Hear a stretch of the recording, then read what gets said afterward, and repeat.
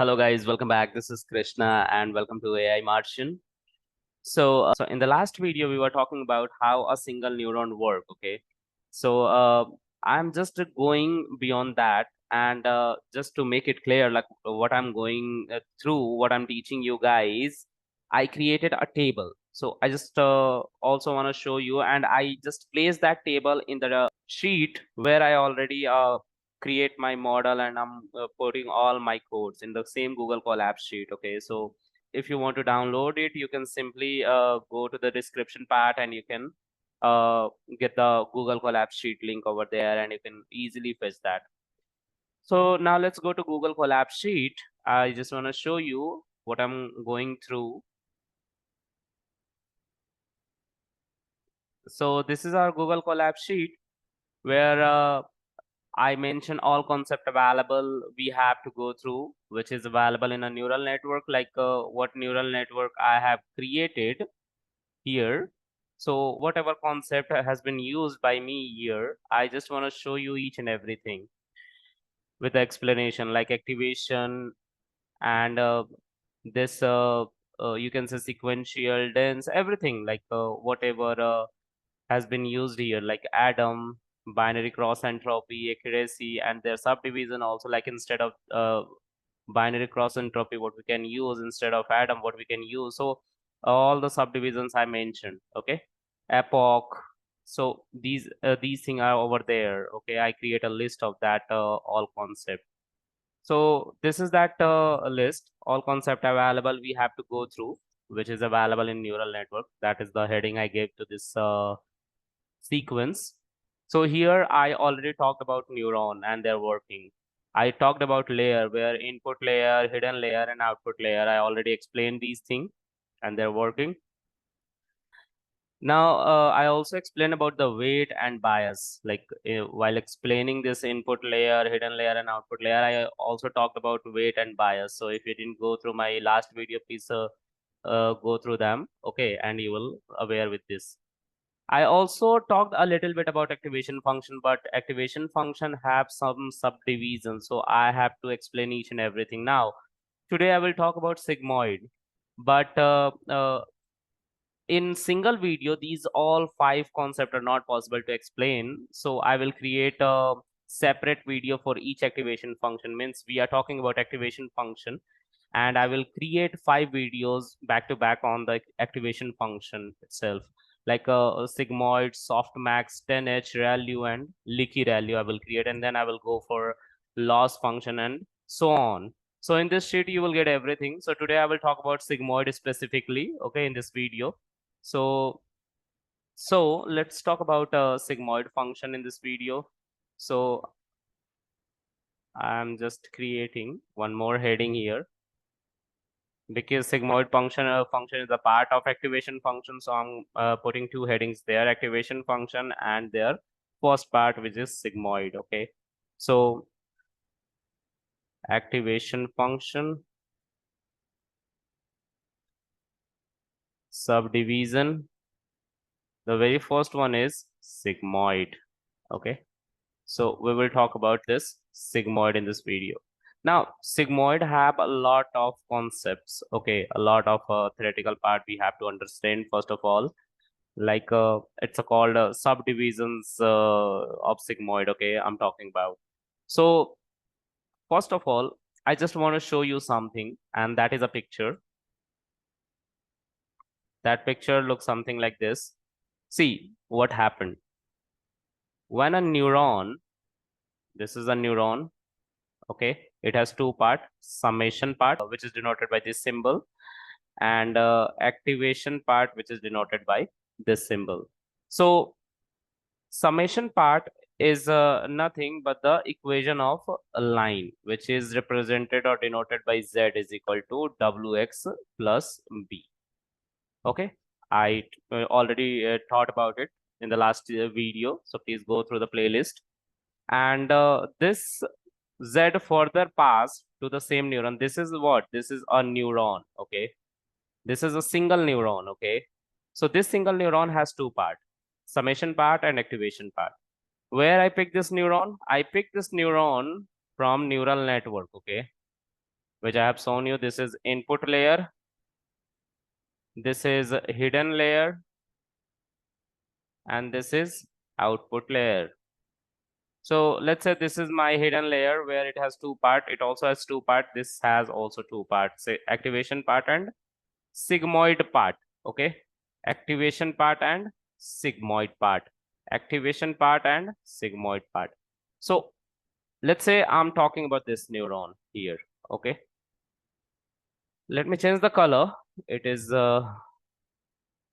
quite intense, so let me grab some other color. Yeah, this is fine.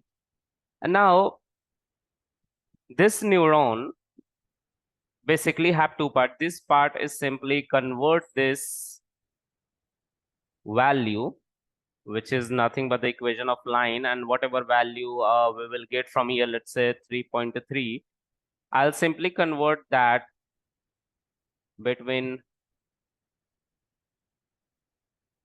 0 and 1.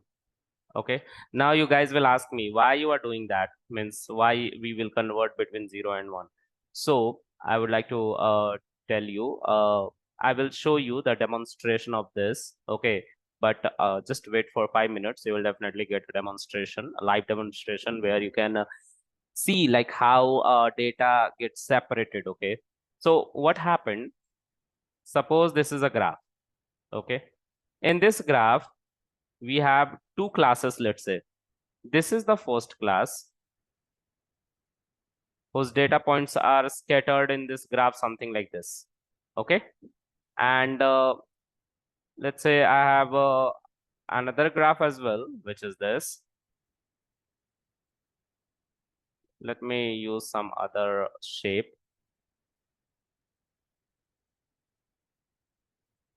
And yes, so let's say these are my shape.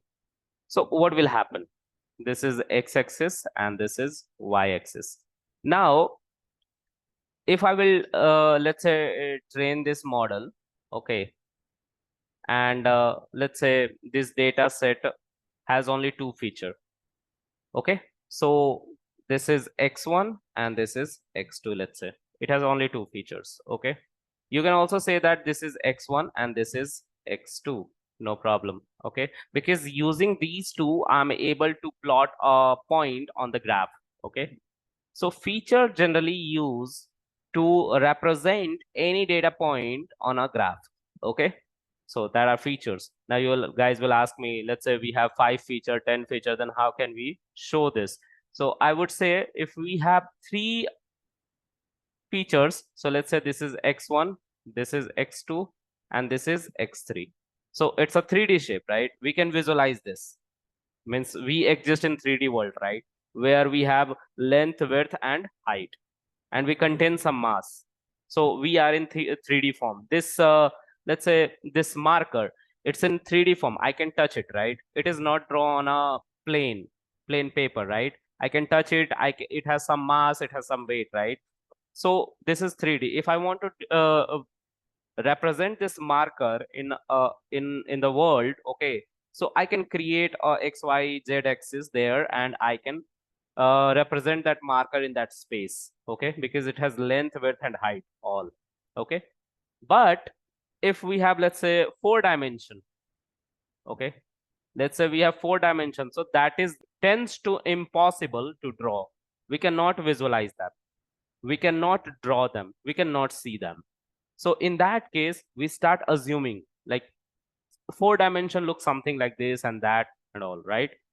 And there arrays come in picture, or tensor come in picture. Okay, so I just want to show you, like let's say we have 3 data points, 3 features, x1, x2, and x3. Let's say here in all the 3 features I have some data points. These all will come somewhere and simply get attached and give us a point in the space. Similarly, right now we have 2 features, x2 and x1. So using these 2 features, I can plot that point on a graph. This is 2D graph, this is 3D graph. I will talk about 2D graph because this is easy to show you. So now let me clean this. Let's say this is my feature, okay? These two are my feature. I pass this to a model where I have one hidden layer having two neurons in it and one output layer. Because we have only two class, okay? The cross class and the zero class, okay? So this is my, let's say, first class, this is second class. Now I want to split these two class into two different cluster, or you can say group, okay? Cluster is nothing but group, okay? So in deep learning or machine learning, people used to call cluster, okay, to group most of the time. Now I want to train a model using equation of line, which is y is equal to mx plus c, which further transform to wx plus b. I already told you in the previous video, like what is wx plus b. It is same equation of line, okay? That's nothing more than that, okay? So if I will use this equation of line to this neuron and the summation part will work, it will simply give me a line, because this is something look like equation of line. Equation of line is equal to what? Y is equal to mx plus c, okay? So instead of m, we are using in deep learning weight, okay? So it simply get converted by weight, and x is remains same there, right? And this is bias. Bias is nothing but c. C is called intercept. Means if this is a graph and my line is something like this, which is y is equal to mx plus c, okay? So this line is cutting this y axis somewhere, that is called c. Similarly, if I will ask what do we call in deep learning, so in deep learning we will call this p. Simple. Now let me clean this. Let me create few more data points.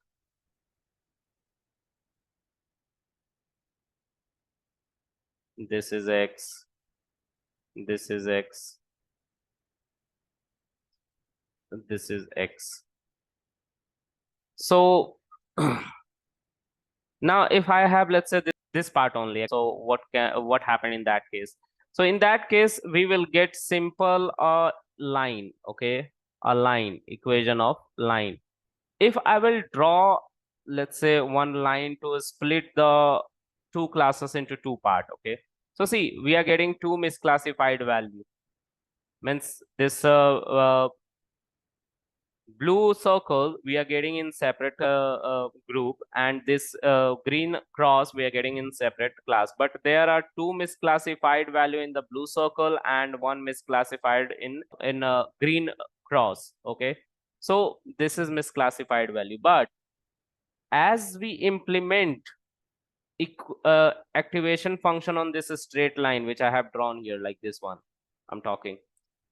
So if I will implement, let's say, activation function on this, so that activation function basically transform that line, let's say something like this.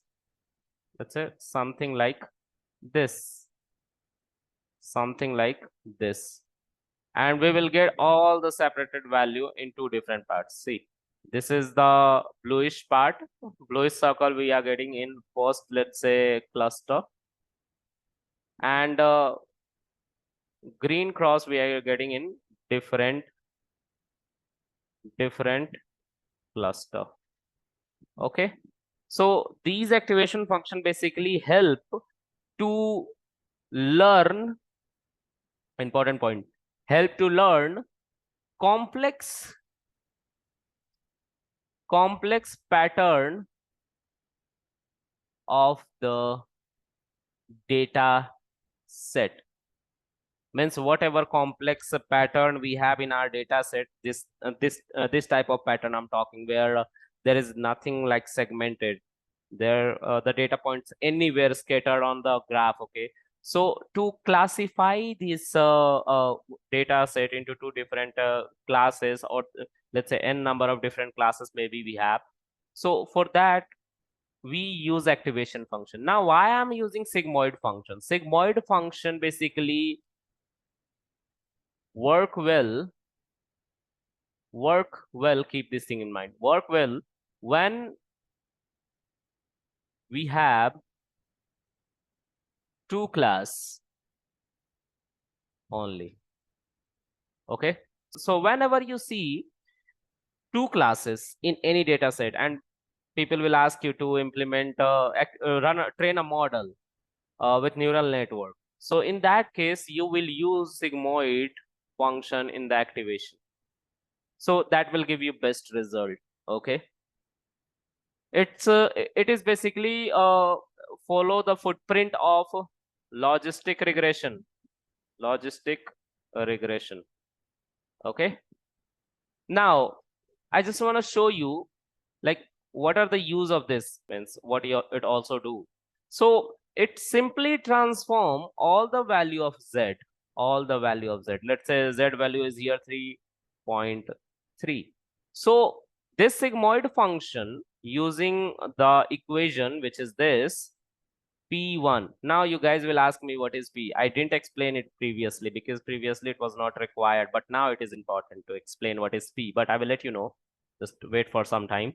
So 1 upon e to the power minus z. Okay. E to the power minus z. This is the power. Okay. This is minus z is the power of e. Okay. So again, I just want to explain each and everything here. So basically, P is nothing but probability. Probability. E is Euler constant value. Constant value. I explained about it in last video. And Z is nothing but summation part in deep learning. Most of the time you will get summation value. Okay, or summed value. So that summed value is also called equation of line. Okay. All right, so this is that sum value. Okay, this is that sum value I'm talking about. Okay, so z is nothing but the sum value. Okay, and this is activation value. This is activation function. Okay, which will simply transform my value between two boundaries, between 0 and 1. Okay, between 0 and 1. Now I want to show you the graph. Okay, so where is that graph I can draw? So let me clean the window a little bit. I'm just cleaning this. Okay, please make a note of it along with me, otherwise it will be very complex to understand. Okay, so let's say the equation sorry, this sigmoid function have certain graph. Okay, so what kind of graph is that? So let's say this is a graph of sigmoid I'm drawing. Okay, so whatever this graph is different. Okay, this graph is different to this graph. Okay, don't merge them. Don't try to understand like these two are same. No, these two are not same at all. Okay, so these graph basically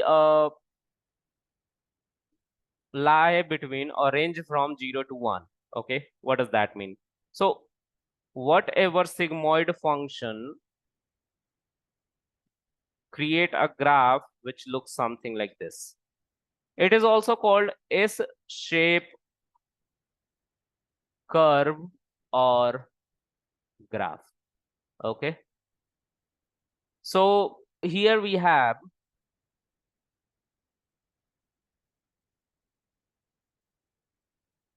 some points.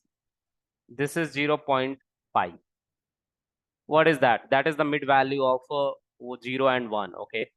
Now, why I draw this? So I just want to tell you like whenever you will put this value here and calculate the value of this, you will get some sort of value which is lie at this end. Okay, now why it lie at this end? So for that we have to do some calculation. I want to convert this value in certain probability. Okay, certain probability. So let me create that first. So let's say I have this formula 1 upon, in a bracket I will mention 1 plus E value is, so Euler value is 2.71828, approximate value I'm talking. It is not a exact value. This is approximate value given by Euler, okay? And the power of this Euler is minus Z. So I will mention here minus 3.3, which is available here. See, hope you guys can see this. This value I'm talking about. Okay, I place it here. And this formula came from here. Okay, now why I'm doing this? I just want to convert each data point between 0 and 1. Okay, why I'm doing this? To get complex pattern or to learn a complex pattern from the data set. So my machine learning, my deep learning activation function can transform the line to categorize two values into different group. Okay, now let me run this, and I'm getting some value which is 0.964428, and that's a long value. Okay, so now I just want to show you the value about which I'm talking, that lies somewhere at this edge, like toward one side. Okay, this is one, right? So it will appear somewhere at this zone. Okay, so this is called 0.96, because it is on one y-axis we are calculating. Okay, so 0.96 something lies here, right? 0.96, right, at this point. Okay, so this is the value. Now few points I want to explain, but I think it would be very much complex for you, but just try to understand, because you guys are of course learn about machine learning. If, because we are calculating sigmoid of this z, which is nothing but the summation part, equation of line. If the value of z will be smaller, okay, if the value of z will be, let's say, smaller, in that case it will reflect at this zone, okay, at zeroth side, okay, on y-axis. On y-axis it will represented on zeroth side. Okay, whereas if z value is, let's say, larger value, okay, some sort of you can say 10, 20, 30, whatever z value is, okay, it will represent at this side, one side. Okay, so this is the working of sigmoid. Okay, this sigmoid function simply do one thing. I'm just making a note of it so you guys will able to understand this few points it has. So whatever I mentioned here, I'm just going to mentioning as a note. So sigmoid function work well with two class two classes in a data set. Okay, first. Second, sigmoid function convert the equation, the summation part, which is also equation of line denoted by z. Okay, sigmoid function convert the summation part, which is also called equation of line denoted by z,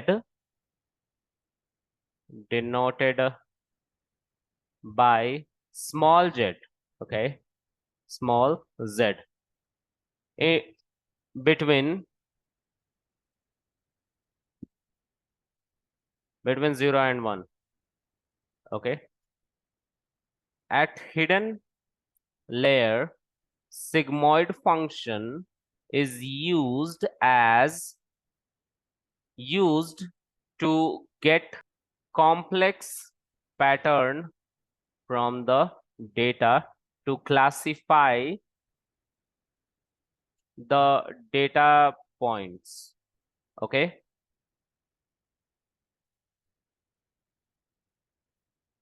To classify the data, sigmoid function simply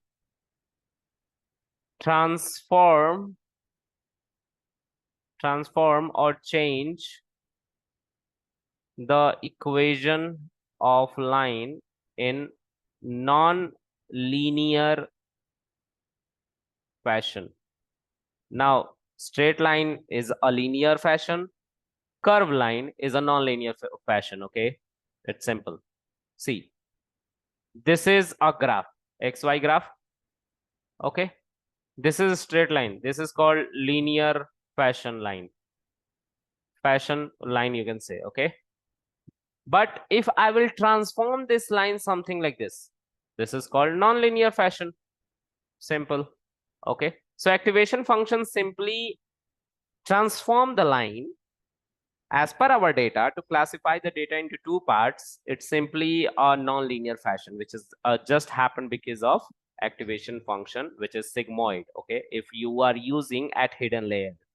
So whenever you are using sigmoid function at hidden layer, which is mostly used, so in that case, it simply transform the line to get the data pattern, like how's data scattered on the graph, how can we split the data into two parts, three parts, four part, okay, as per our classes.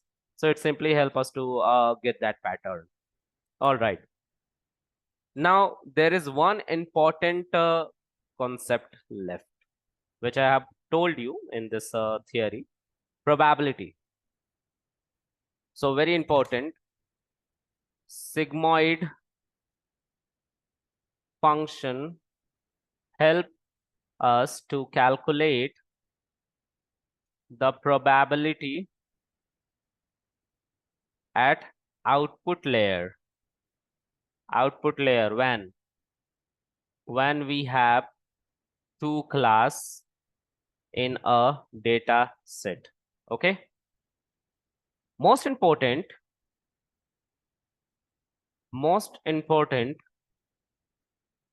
it always calculate the probability of positive class, or you can say first class. Okay. Now what it is, don't bother about it. Okay, don't get confused. If you don't remember this, that is also okay. I just explain this thing because most of the time people get confused, like we use sigmoid function for probability, because I always mention p is a bracket 1, right? But there is more than that. Okay, see, just to make it clear, because I'm concluding this part now, so I just want to give you a simple picture. This is my neural network. Okay, this is my neural network. Okay, this is input layer, this is hidden layer, and this is output layer. Now I have data set. Again, I'm drawing the same image which I have already taught you in the previous in the past videos. Okay, so it has two features, let's say x1 and x2, and this is output or target, you can say. This is target which I want to calculate. Okay, so here I will pass x1, x2, because this is input layer where we have two neurons just to accept the value of these features, okay, which it receive in the form of 1D array. Okay, it receive all feature of x1 at once and pass it to the x1 neuron. Okay, and it receive all values of x2 separated by comma within a 1D array and pass it to x2.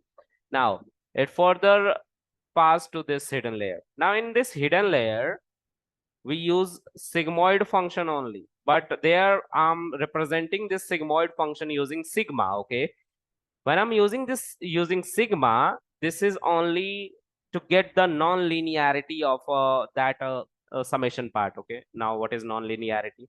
I just told you, this is the equation of line y is equal to mx plus c, which is represented in deep learning wx plus b, right? So this z we pass to this sigmoid because this is a simple line, straight line, right? But our data is scattered somewhere like this, right? Somewhere like this. So this straight line won't work, right? So what we have to do, we have to transform the shape of this line something like this to split the data into two parts. So here at hidden layer, let's say I have one hidden layer right now. This is one hidden layer. Okay, if I have one more hidden layer, let's say here, okay, where we have let's say 3 neurons. Okay, so here also if I'm using sigmoid, it also help us to transform the line as per our data. It will not calculate probability at hidden layer at all. Never calculate probability at hidden layer. Keep this thing in mind always. Hidden layer. Interviewer always asks us to confuse, okay? Like if we are using sigmoid function at hidden layer, what it will calculate? Probability, or it will transform the line?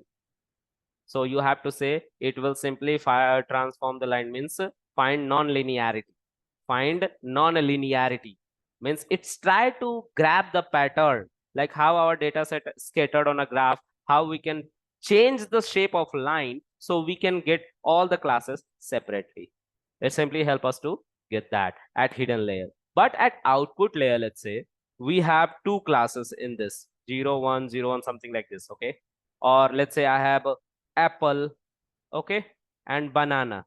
Okay, apple.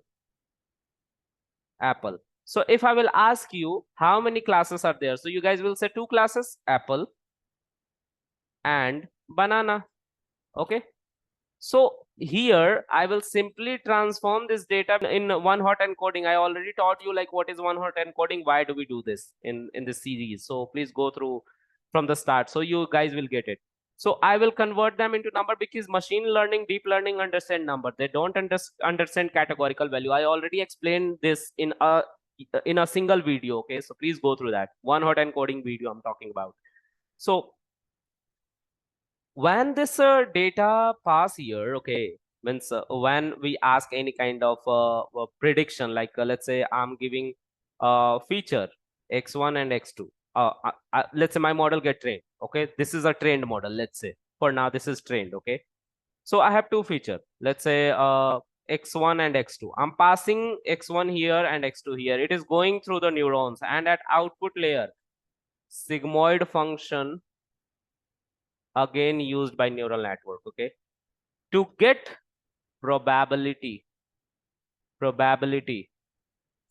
Okay, probability of what?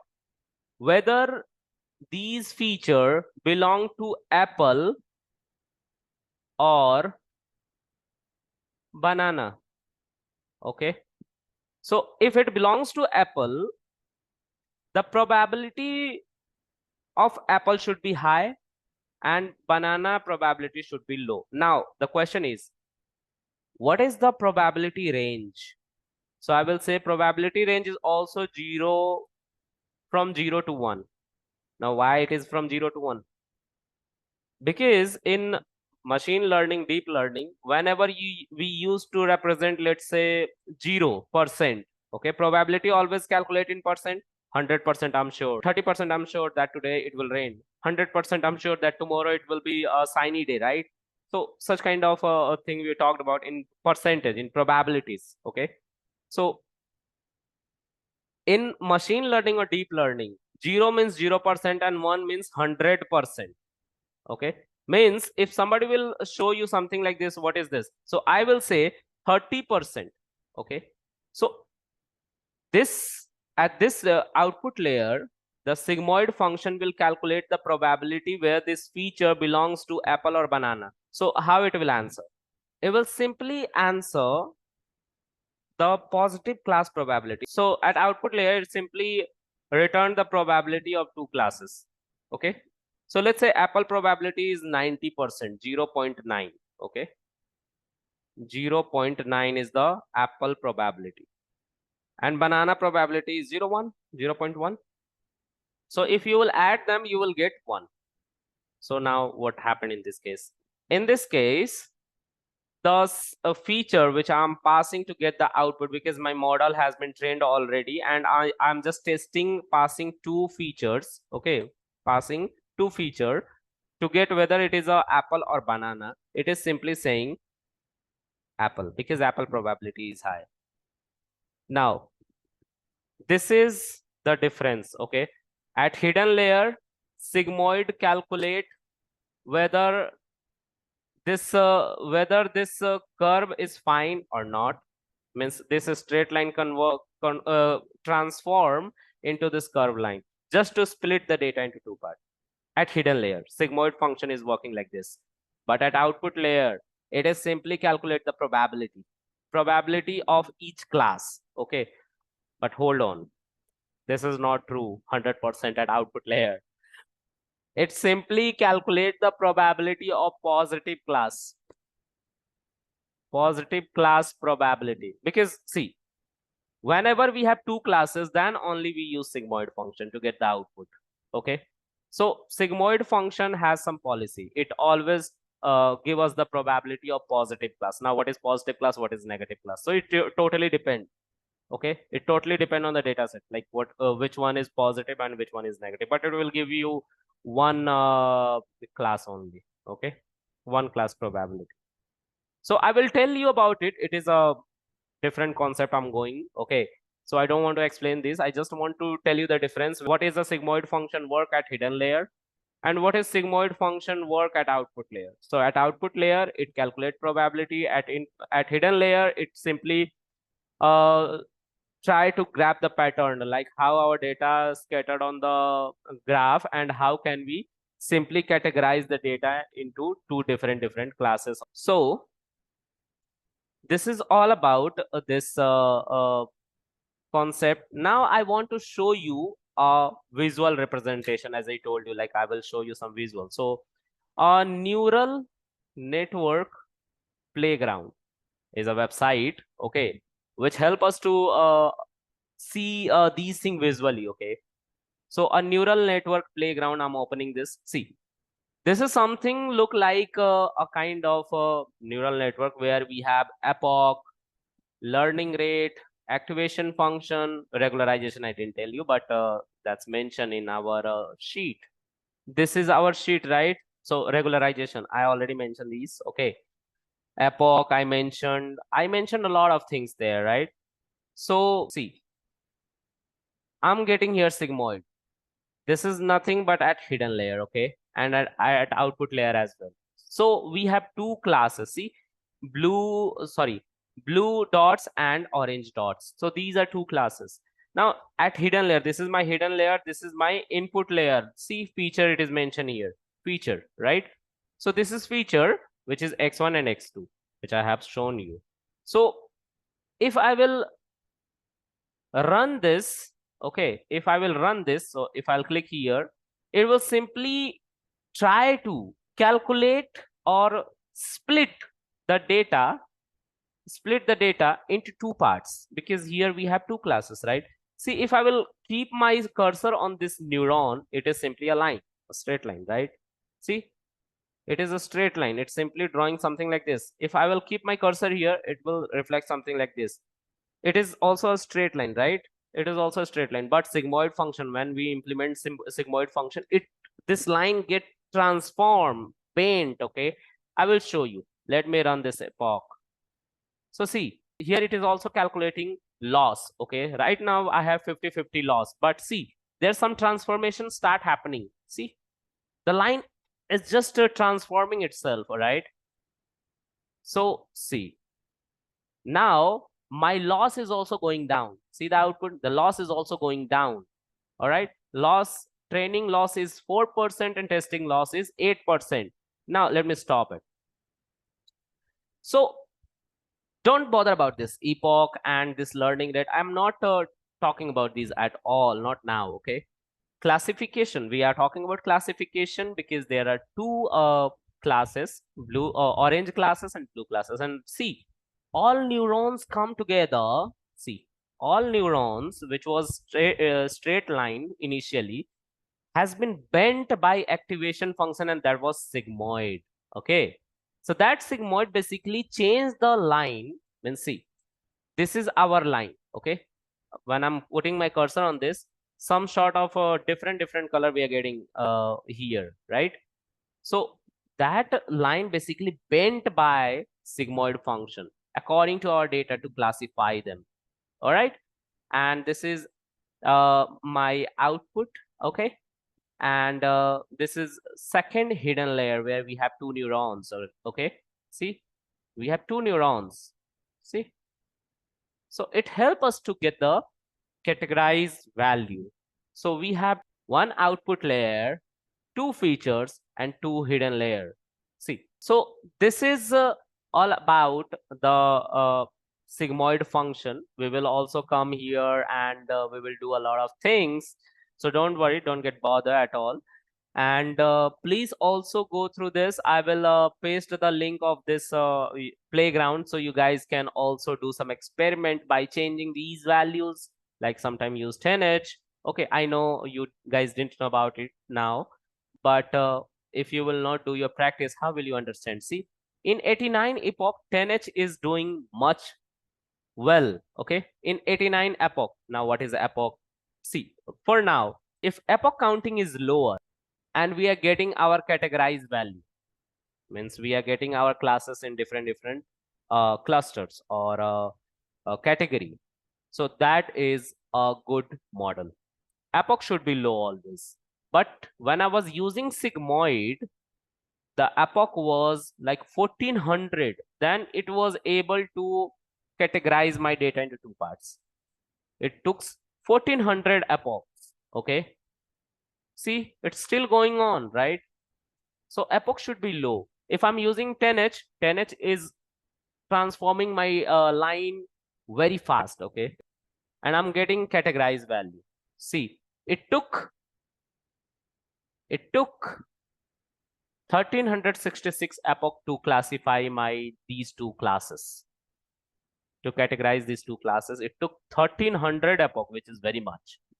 So in this case, I would request or I would recommend to use 10h. So if you will use 10h, it will simply took 151 epoch. So this is useful. All right. So guys, this is all about of this video. Okay, about sigmoid function today I talked about. So I would request you, if you really like this video, please subscribe it, share it with your friend families, and give me a thumbs up. One more thing, guys. I get a lot of recommendation that Krishna, you should create a video in Hindi. I tried before, but people ask me, like, we are going to development stuff where we will get exposure of international clients. Okay, and they used to interact in English. So this would be better if you will teach in English. And that's why I started creating this video in English. Okay. Otherwise, no problem. I can talk in Hindi. मैं हिंदी में बात कर सकता हूँ बहुत अच्छे से. मेरी पुरानी वीडियोस भी हिंदी में. But just to make things easier for you guys, means, see, if you will think we are in India and we should learn Hindi, so that is good. Nationalism is a good thing. But to be very practical, if you guys do not have exposure of English, even company will not consider you. This is the reality, because I'm working in industry. All right, go through my LinkedIn, you will get that. So people used to communicate or interact with other, or even I do a lot of meetings with the client, and I always do in English. All right, because client never understand Hindi, and English is a global language, guys. So I would request you, because you guys are in a technical field, request you to try to learn English. Even what English I'm using, that's very simple. I'm not using complicated sentences or complicated word, right?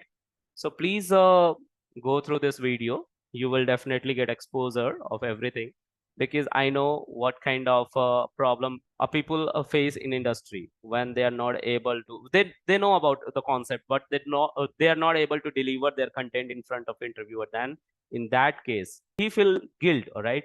So I would request you to accept this language also. Okay, Hindi is good. We used to speak in Hindi. Even I used to speak in Bhojpuri, guys. So that's a mother tongue, right? I would request you, please try to accept these things, like English is the future. All right. And please do like, share, subscribe. Thank you for this video, guys. Thank you very much. Thank you.